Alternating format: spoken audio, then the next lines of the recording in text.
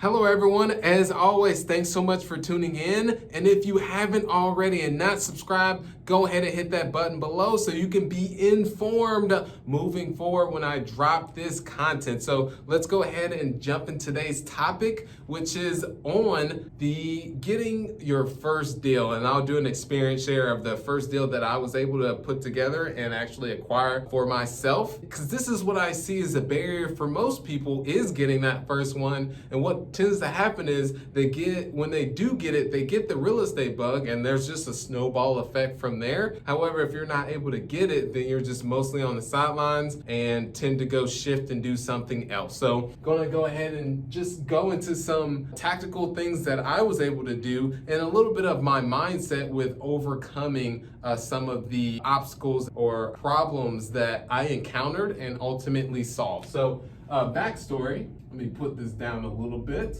So backstory, those of you who are just now coming across me, I started in the industry. This was 2009, 2010, where things were not going so well. I was on the construction side. That's when I fell in love with real estate, but not that.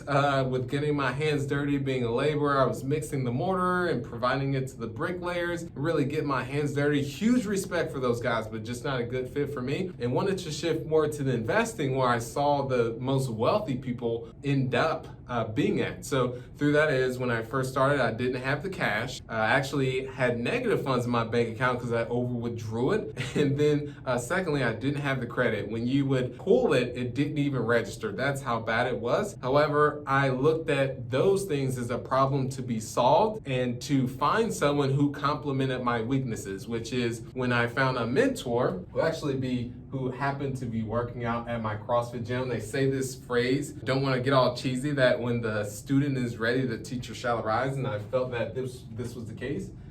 They were wanting to diversify from multifamily to single family.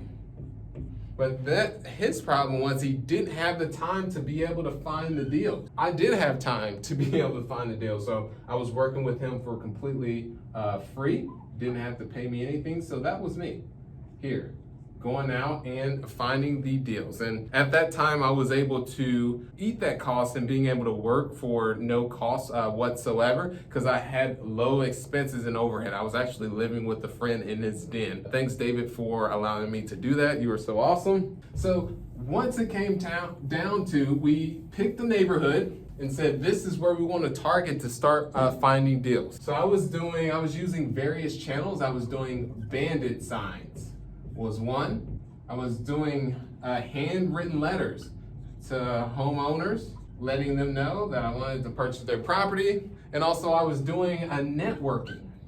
This is about to go out, this dry erase marker. Networking. So I was attending local meetups, just networking with other investors and also wholesalers to be able to send over deals. And then finally got one that ended up sticking from a wholesaler. And this is how I was running the numbers at that time. I was not as sophisticated. I was just using the 2% rule. You could get this in Indianapolis and neighborhoods that were not ghetto by any means. You couldn't do that now because prices have gone up. And appreciate it because people have came in and realized how affordable these properties are in relation to what you could get them for rent. So the deal that was sent over, it was a 3-bedroom, 1-bath house, and it had a detached garage. It was actually a 3-bedroom, 1.5 bath, because there was a half bath that was in the basement. So it was $25,000 for the purchase price, and then $15,000 for the estimated rehab. You can see all this, and then $850 was the rent.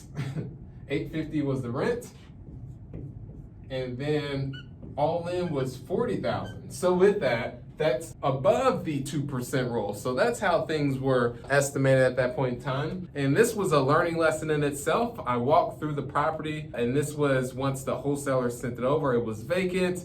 and I had absolutely no clue what to even look for when I walked through the property. Looking back, should have had a contractor that provided a bid and with the line by line of what actually needed to be needed and the cost of it. So later I ended up finding out it needed not new flooring, it was hardwood floors, so those needed to be touched up. Updated paint scheme needed to be implemented. The bathrooms needed to be upgraded. The ceiling of the house was actually falling in. So at the end of the day, ended up spending $25,000.